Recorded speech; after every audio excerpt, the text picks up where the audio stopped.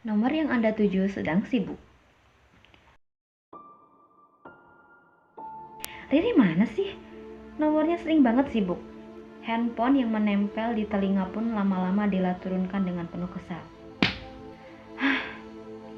Semula bermula ketika Riri hilang komunikasi 1, 2, 3 sampai berbulan-bulan tak ada jawaban apapun.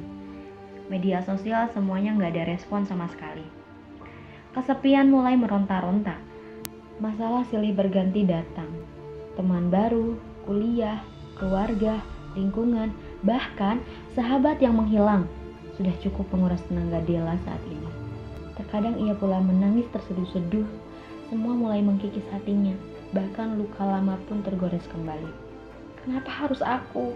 Apalagi? Ujar Dela sambil lirih. Setelah semua kau lakukan padaku, aku capek. Jerit pun mulai membuncah. Saat itu Dela benar-benar kalang kabut. Feby yang satu kamar pun terheran dengan tak biasa Dela berdoa di atas sajadahnya sambil menangis kesakitan. Del, nyebut atuh. Del, kamu kenapa sih? Bilang atuh sama aku, kamu kenapa? Ujar Feby. Feb, aku salah apa sih? Kenapa Tuhan jahat banget sama aku? Aku salah apa coba? Jawab Dela sambil menangis. Gila ya kamu, Del. Nyebut kamu. Tuhan itu gak salah, kamu gak salah, gak ada yang salah. Kamu harus paham, yang salah itu cuma keadaan. Aku tahu kamu lagi kalut, tapi kamu harus paham ini semua sudah takdir kamu. Ujar Feby sambil menenangkan Dela yang semakin menjadi-jadi. Namun dia selalu memperhatikan Dela, teman sekamarnya, meskipun jarang bicara. Bahkan ia pun berbeda kelas di kampusnya.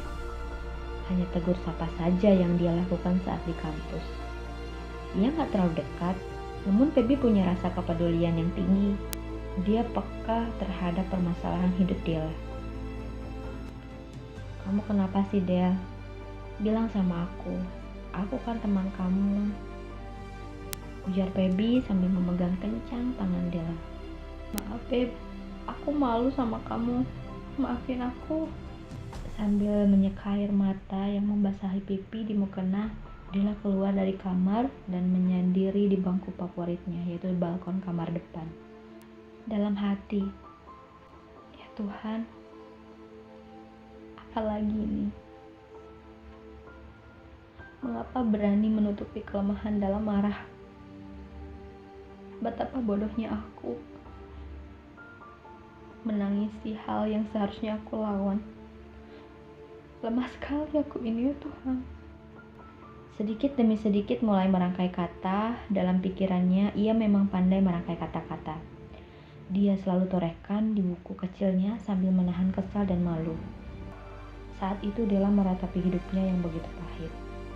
Ingat, Del, hidup itu hanya sekali. Kita tidak bisa menyalahkan keadaan di masa lalu, di mana kita merasa belum baik di hadapan Allah Subhanahu wa Ta'ala. Merasa banyak sekali dosa atas perbuatan-perbuatan di masa lalu. Jangan sampai menghambat kita untuk terus melangkah akibat dosa tersebut. Karena meskipun kita memiliki masa lalu, tidak menutup kemungkinan persangkaan yang mudah membuat kita merasa tidak bisa mengganti dosa-dosanya dengan kebaikan. Tidak mustahil bagi Allah. Apa yang menurut kita buruk, belum tentu menurut Allah buruk. Bahkan sebaliknya, apa yang membuat kita baik belum tentu menurut Allah baik. Ujar hati kecil yang mulai sadar. Terus-menerus mengeluh kepada ketetapan hidup itu salah. Dela terus menyeka air matanya yang mengalir deras. Del, aku bisa bicara denganmu sekarang kan? Ujar Feby sambil menunggu di belakang punggung Dela. Enggak, Pep. Kamu bisa tinggalkan aku sejenak, aku mohon. Ujar Dela yang masih memalingkan wajahnya. Oh iya, Del, aku pergi dulu ya. Feby pun pergi meninggalkan Dela sendirian di balkon. Dan akhirnya semua berubah. Feby sudah merasakan ada yang Dela tutupi darinya. Hari demi hari pun mulai berlalu. Dela mulai merubah dirinya perlahan, dan Feby pun mulai memahami kehidupan Dela seperti apa.